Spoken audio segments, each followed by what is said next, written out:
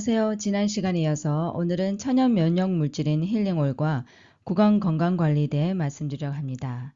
자, 여러분들 우리가 자연 속에 있으면 왠지 숨 쉬는 것도 더 편안해지고 평소에 못 맡았던 향기들도 많이 나고 이건 이름이 뭘까 궁금해지는 것도 많아지죠.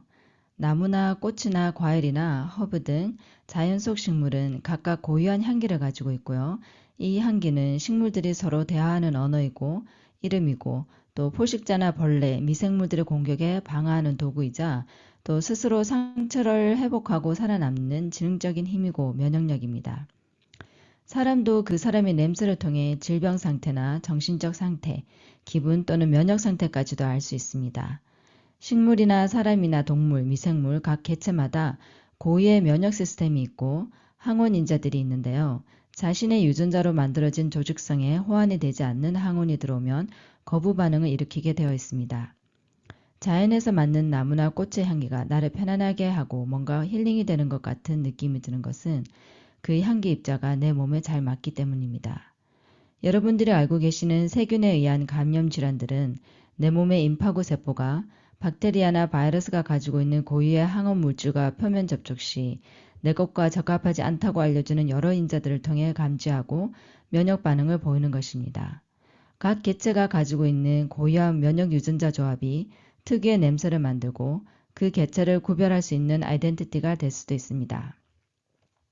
우리가 오늘 배울 힐링 오일은 우리 몸의 호환성을 가진 생체 적합한 치유 물질이고 독특한 아이덴티티인 기능성 향기 입자를 가진 향유입니다.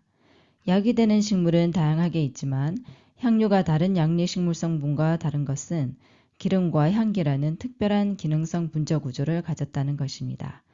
이 향유들은 구강 질병뿐 아니라 우리 몸에 생기는 다양한 질환들에 사용할 수 있고 흠양을 하거나 몸에 바르거나 복용을 할 수도 있는데요. 단 복용은 전문적인 처방과 주의해 하시는 게 안전합니다. 힐링 오일은 역사적으로 중동 지역을 중심으로 서식하는 유향나무와 모략, 발상과 나무의 레진을 사용한 것에서 시작되었습니다.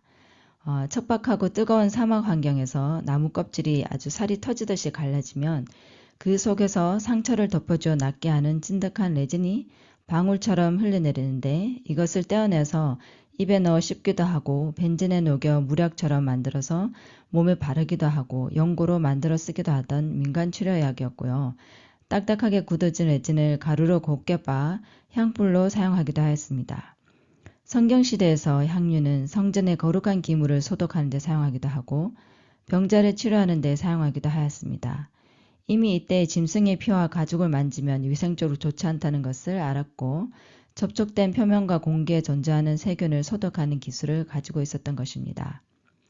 향유는 사람을 영적으로 정신적으로 평안하게 해주고 다양한 질병을 예방하고 치료해주며 미생물과의 싸움에서 면역력을 지킬 수 있게 지원하도록 디자인된 것입니다. 자, 향유의 기본적인 특성에 대해서 살펴보려고 하는데요. 힐링 오일은 특정 식물의 부위에서 추출해낼 수 있는 테르페노이드라고 부르는 오일이고 식물이 대사하는 과정에서 2차 부산물로 만들어내는 방어물질입니다. 아미노산에서 시작해서 식물은 향유의 기초물질인 테르펜을 만들고 우리 몸은 콜레스테롤을 만들어 세포의 1차 방어벽인 세포막을 쌓는 블록으로 사용합니다. 이미 같은 모체에서 시작되었기 때문에 향유는 인체 세포와 기본적으로 호환이 가능합니다. 여기서 향유와 콜레스테롤이 다른 것은 향유는 수백 가지가 넘는 다양한 향기 분자를 달고 있다는 것입니다. 어떤 물질이 내 몸에서 치유를 돕기 위해서는 그 양리 성분이 세포에 흡수가 되거나 세포의 리셉터와 접촉해서 세포 기능에 전환을 일으켜줘야 합니다. 그런데 대부분의 수용성 분자들은 막을 통과하지 못하고 또 무극성이거나 공기분자 같은 초미립 입자만 쉽게 통과할 수 있고 아니면 아미노산이나 당을 교환하거나 전기 시그널링이 필요합니다.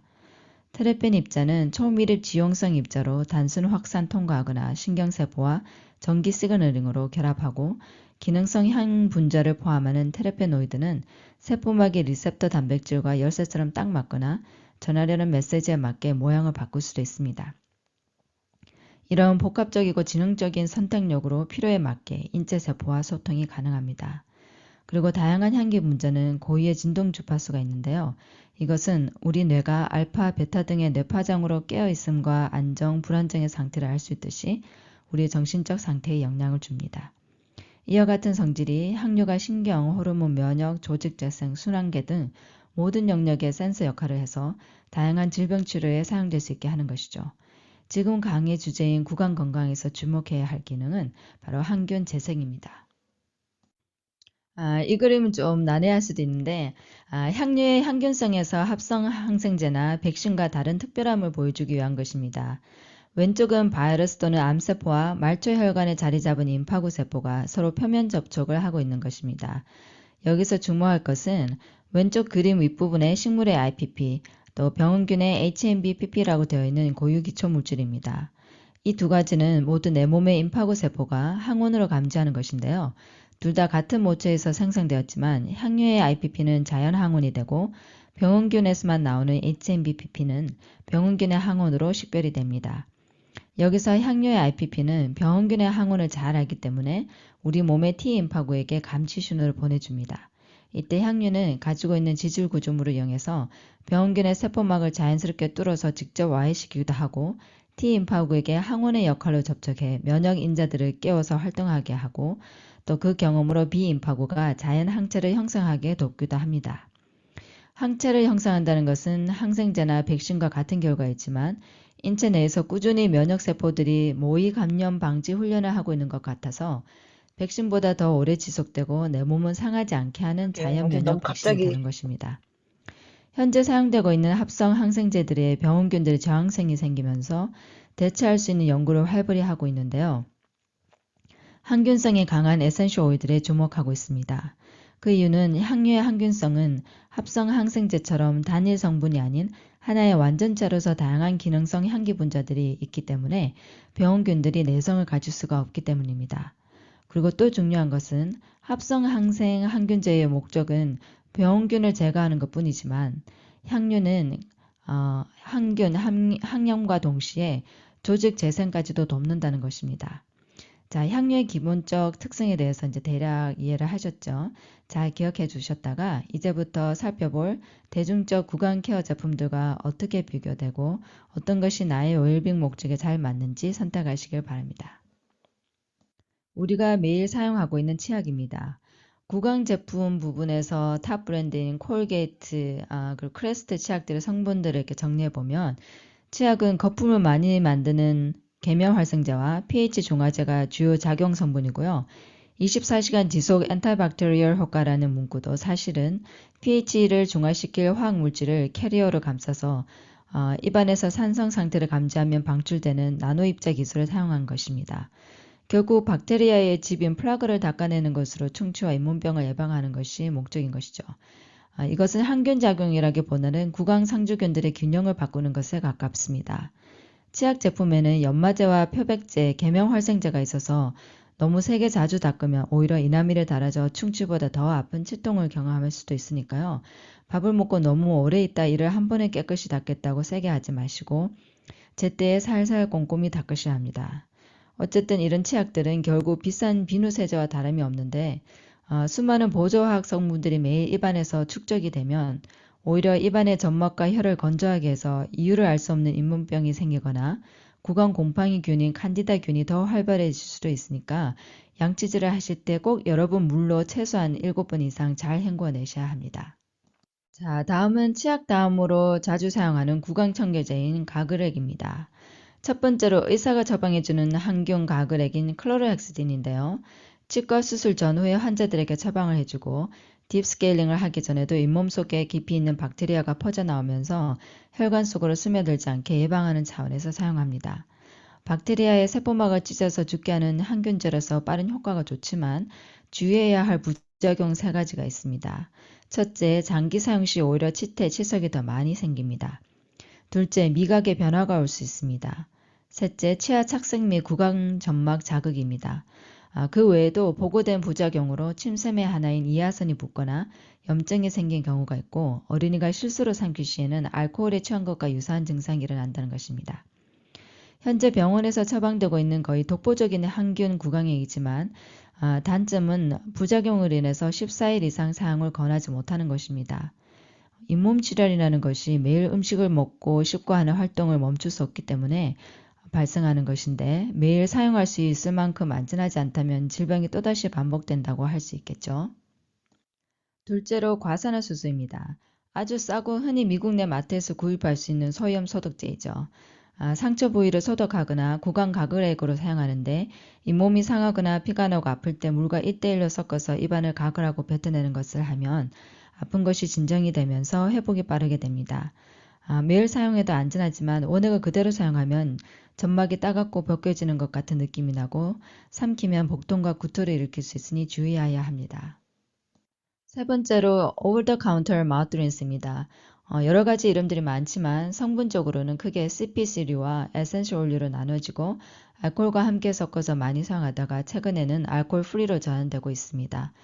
CPC는 살초제 또는 가축 도살과 육류 제품 포장 시에 살모넬라균과 캄필로백터균을 죽인다고 해서 항균 소독제로 사용하던 것을 용량을 아주 낮추어서 구강 가글액에 항균제로 사용되고 있는 것이고요. 박테리아를 모두 죽여 안티플라그, 안티진지바이러스 효과를 주는 것입니다. 하지만 치아 구강 가글액뿐 아니라 목감기용 캔디, 목 스프레이, 코 스프레이, 베이비 와이프스와 베이비 티띵 젤 등 대중생활 제품에 많이 사용되고 있어서 인체 축적 위험이 높다는 우려가 있어 FDA가 계속 관찰하는 대상이기도 합니다. 리스린은 유일하게 에센셜 성분으로 최초 특허를 구강 정결 제품입니다.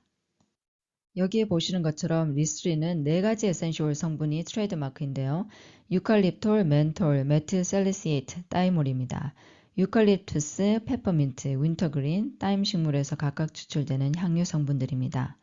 유일하게 천연물을 사용하지만 향유가 물속에 잘 퍼져 있게 하기 위해서 유화제가 꼭 필요한데 21.6%라는 아주 높은 농도의 알코올을 사용하거나 제로 알코올은 대신에 다른 계멸 활성제와 유화제가 다량 포함되어 있는 것을 볼 수 있습니다.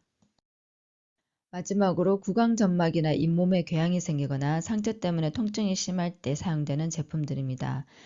첫 번째 매직 린스라고 부르는 것이 있는데 이거는 의사가 매직 린스라고 약국에 오더하면 약사가 레시피대로 조제해주기도 하고 인터넷에 검색해서 오버 더 카운터를 구입할 수도 있는데요.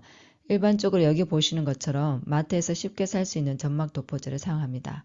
이런 응급처치 같은 제품들은 주로 스테로이드, 항히스타민, 산중화제, 합성 도포제, 마취제 같은 성분들을 사용한 것입니다.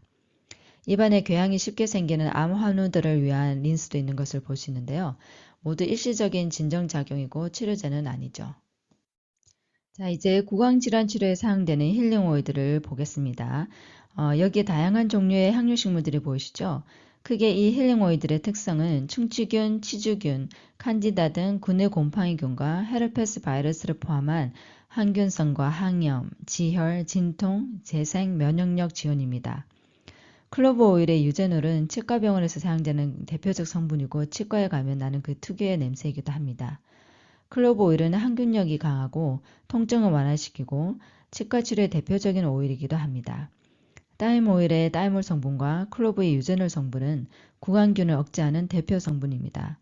클로브, 다임, 티트리는 충치균인 스트랩 뮤턴스와 스트랩 아우레우스, 점막 곰팡이균인 칸디다를 용해시키고 페퍼민트, 레몬그라스, 레몬 오일은 플라그 형성을 억제하고 침 분비를 촉진하며 입냄새를 제거하고 페퍼민트와 미르 오일은 지혈, 통증 완화 작용을 하면서 특히 미르는 잇몸이 헐고 피나고 붓고 염증이 생길 때 빠르게 회복되게 도와줍니다. 프랑킨센스와 시나몬 껍질 오일은 중증 치주염을 일으키는 치주균을 억제하고 조직 재생력이 강해서 잇몸과 치주골의 회복 효과가 있습니다. 유칼립투스는 항균, 항염증성이 강해서 코, 입, 목 전체 호흡 경로의 세균 감염을 억제하고 면역력을 강화시키며 레몬그라스, 유칼립투스, 세이지 오일을 마우스워시로 사용하면 치과에서 그 수술 전후에 처방하는 클로로헥스딘과 유사하거나 더 좋은 효과를 볼 수 있기도 합니다. 여러분들이 이런 향유를 이미 가지고 계시다면 향유로 가글액을 만들어 매일 꾸준히 사용하시고 또는 레몬, 유칼립투스, 클로브, 로즈 같은 향을 코로 혐양하는 습관을 가지면 후각신경이 훈련이 되어서 뇌의 정교한 신경활동이 활발해지고 인지 기억력이 좋아져서 치매, 파킨슨병, 알츠하이머 등 인지 운동 장애성 질환 예방에 도움이 될 수 있습니다. 후각신경은 뇌의 첫 번째 신경이고 향유를 흠양하는 것은 대뇌에 직접적인 영향을 주는 경로를 가지고 있고 변연계와 연결되어 감정 태그를 단 장기 기억 저장과 연관이 있기 때문입니다. 자, 혹시 집에서 직접 힐링 오일로 치약이나 가글액을 만들어 보고 싶다면 여기 보시는 대로 기본적인 재료를 활용해서 본인의 용도와 취향에 맞게 조절해서 만드시면 되겠습니다. 마우스 린스를 만들 때 중요한 것은 향유가 물에 잘 섞여야 하는 것입니다. 물에 풀리지 않은 상태로 접촉이 되면 희석이 안 되는 원액이 바로 닿는 것이어서 너무 강할 수 있기 때문인데요. 그래서 유화제를 사용하셔야 합니다. 제일 좋은 것은 에센셜 오일 하이드로졸인데요. 각 오일마다 추출시 걸러지는 오일수로 오일의 향이 소량 녹아 있어서 뿌리는 스프레이 제품을 만들 때 좋습니다. 저는 하이드로졸을 스킨토너로 사용하고 청소제나 발향 스프레이를 만들 때 기본 베이스로 사용합니다. 마우스 린스용으로는 페퍼민트, 티트리, 헬리크레스미 잇몸 회복 효과가 있어 좋고요. 이 중 한 가지나 두 가지를 반반 섞어 사용하셔도 됩니다. 하이드로졸보다 위치 헤이즐이 더 익숙하신 분들이 계시다면 그걸 쓰셔도 되고요. 단 그냥 물을 사용하신다면 꼭 유화제를 4대1 비율로 첨가하셔야 합니다. 향유 한 방울당 유화제 4방울입니다. 자, 두 번째 레시피는 오일 풀링 용도입니다. 자, 이 올리브 오일에 향유를 잘 섞어서 입안에 1분 동안 고구려 스위시한 다음 헹궈내는 것입니다. 세 번째는 치약인데 여러 가지 레시피가 있지만 저는 베이킹소다나 벤토나이 클레이를 좋아하지 않아서 코코넛 오일 파우더와 올리브 오일 그리고 꿀을 베이스로 사용합니다. 비율은 본인이 원하는 점도에 맞게 조절하시면 되겠습니다. 여기에 본인의 구강치료의 목적에 맞는 힐링 오일을 몇 가지 섞으시는데 15ml 양 기준에 5 내지 6방울이면 적당합니다. 어린이용으로는 자일리토보다 치아 형성과 보호 효과가 더 좋은 카카오 닙스 조각을 깔깔하게 가루로 갈아서 조금 섞어주면 천연 연마제도 되면서 초코맛도 나서 아이들이 좋아할 수 있습니다. 단 카카오를 너무 많이 넣으면 보라색이 짙어져서 이가 일시적으로 노랗게 보일 수도 있으니 주의하시면 좋겠습니다. 그런데 이제 향유가 아직 생소하고 만들어 쓰긴 좀 귀찮다 하시면 여기 예로 보시는 것처럼 향유를 주성분을 하는 천연 제품들이 시중에 다양하게 있으니까요. 그냥 사서 쓰는 것도 편하시겠죠. 자, 이렇게 천연적인 구강 웰빙에 대해 이야기를 해봤는데 가장 중요한 것은 여러분들의 인식과 실천입니다. 아는 만큼 보인다는 말이 있죠. 여러분들의 건강 상식에 보탬이 되었길 바라면서 마치겠습니다. 감사합니다.